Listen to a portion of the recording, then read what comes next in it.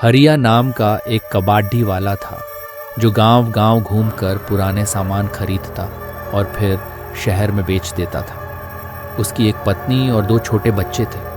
उसके पास कोई दुकान नहीं थी, बस एक पुरानी साइकिल थी जिस पर वो कबाड़ लाद कर घूमता था। उस दिन सुबह सुबह ही हरिया घर से निकल पड़ा था। दिन अच्छा गया और उसे बहुत सारा कबाड़ मिला। उसने सोचा कि क्यों ना और 2-3 गांव घूमा जाए जिससे सामान और बढ़ जाए। लेकिन कब शाम हो गई उसे पता ही नहीं चला।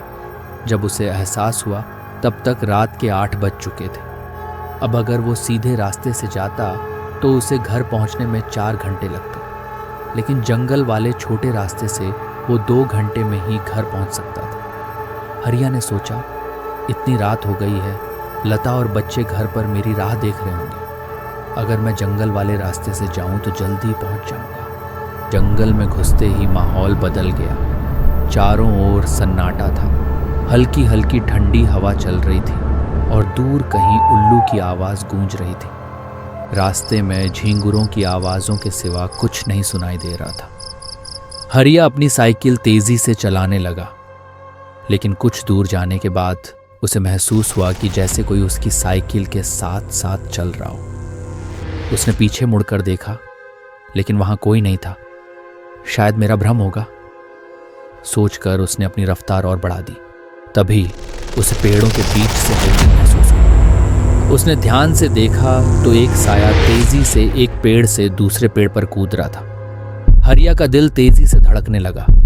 उसने ध्यान से देखा, वो एक बूढ़ी औरत थी जिसके सफेद बाल उलझे हुए थे और आंखें जल रही अंगारों की तरह चमक रही थी।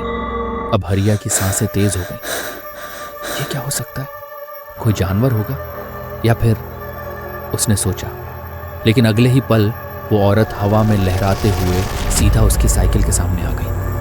हरिया ने तेजी से ब्रेक लगाए और घबराकर पीछे हट गया। वो औरत हंस रही थी, लेकिन उसकी हंसी इंसानों जैसी नहीं थी, बल्कि भयानक, डरावनी और कर्कश थी। हरिया के रोंगटे खड़े हो गए। ये कैसे हो सकता था? ये औरत उसे नाम से कैसे जानती थी?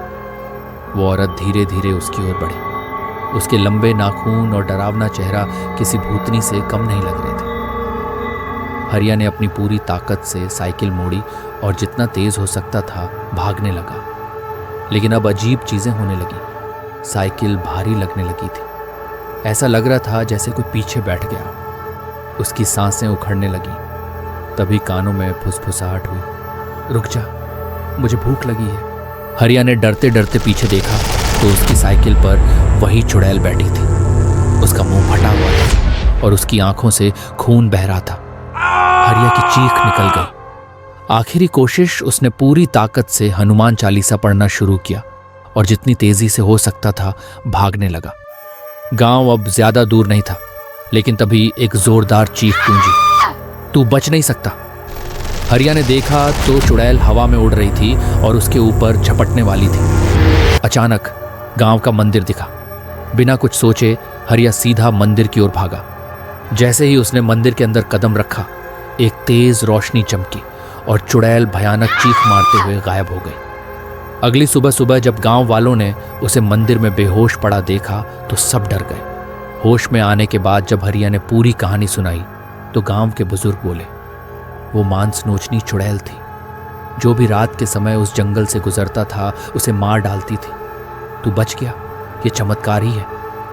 हरिया ने कसम खा ली कि अब वो कभी उस जंगल के रास्ते से नहीं जाएगा। सबक, कभी भी रात के समय सुनसान जगहों से मत गुजरो, क्योंकि कौन जाने वहां तुम्हारे सिवा और कौन इंतजार कर रहा हो।